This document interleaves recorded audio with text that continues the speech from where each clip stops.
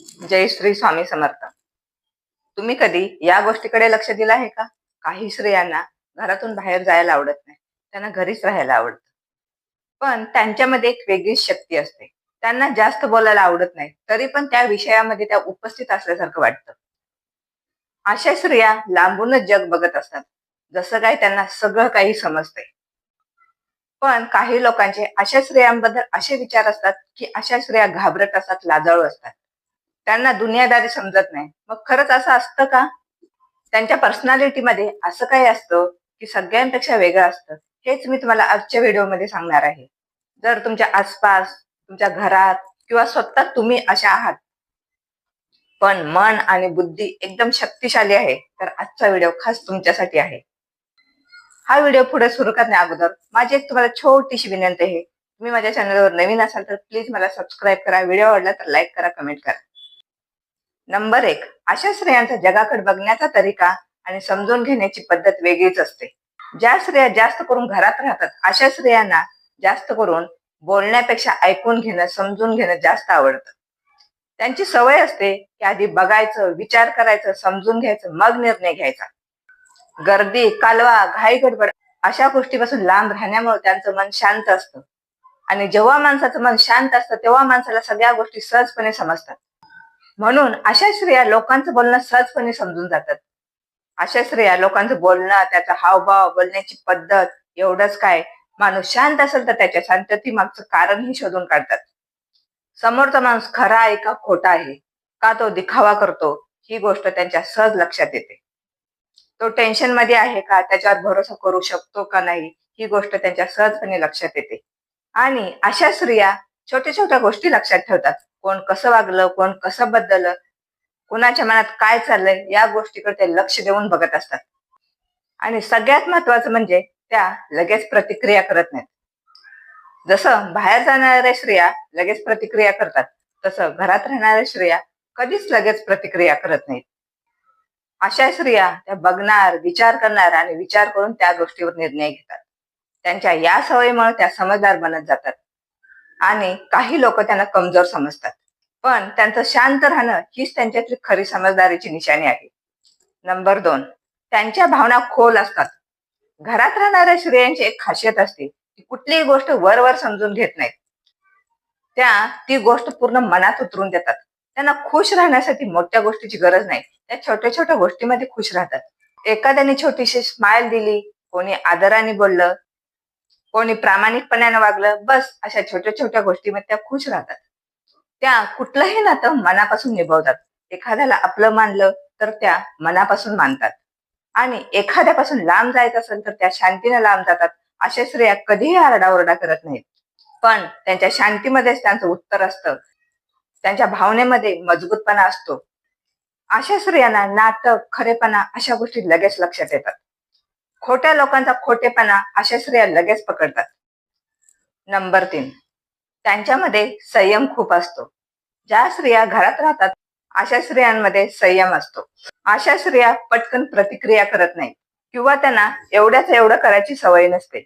त्यांच्या शांत स्वभावामुळे त्या कधीही घाई करत नाहीत. त्या परिस्थिती कशी आहे ते बघतात, समजून घेतात. कुठल्याही गोष्टी ते घाई गडबड करत नाहीत. विचार करून निर्णय घेतात. त्यांच्यासाठी योग्य वेळ आणि योग्य तरीका खूप महत्वाचा असतो.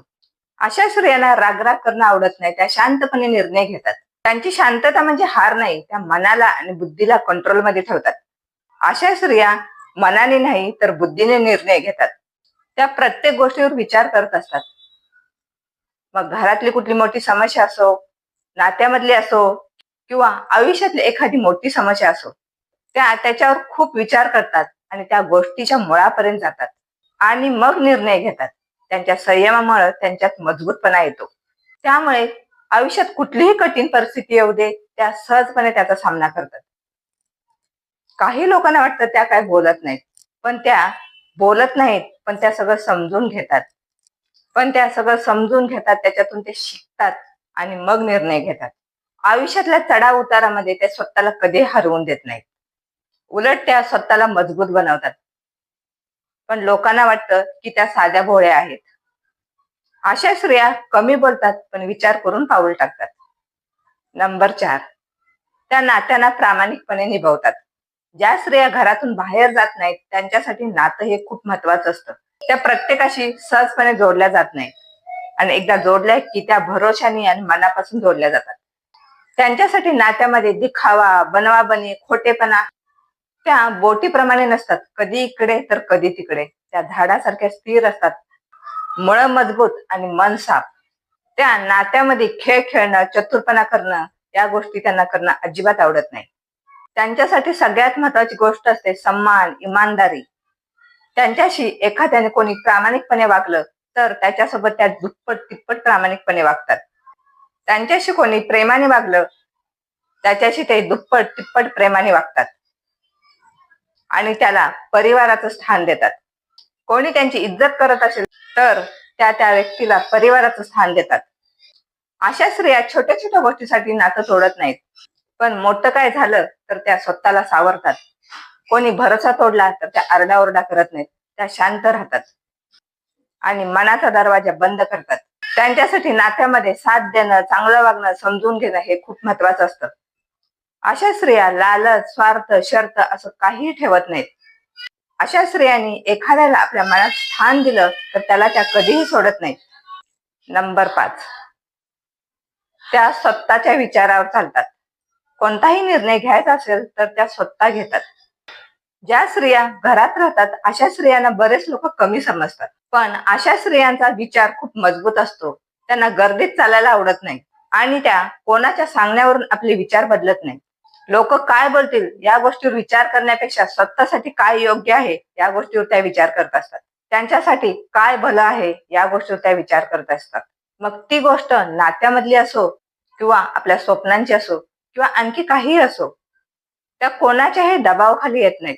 त्या भावनिक असतात, पण त्यांचे निर्णय अनुभव आणि समजदारीवर असतात. त्यांना आपलं महत्व माहीत असतं. त्यांना ही गोष्ट माहीत असते की आपण दुसऱ्याच ऐकत बसलो तर आपण स्वतःला हरवून बसू. म्हणून त्या आपला स्वभाव आणि आपली ओळख कधीही बदलत नाही. काही लोकांना वाटतं की त्या जिद्दी आहेत, पण त्या जिद्दी नसतात. त्या फक्त आपल्या नियमावर चालत असतात. त्या सगळ्यांचं ऐकून घेतात, पण निर्णय फक्त आपल्या मनाचा घेतात.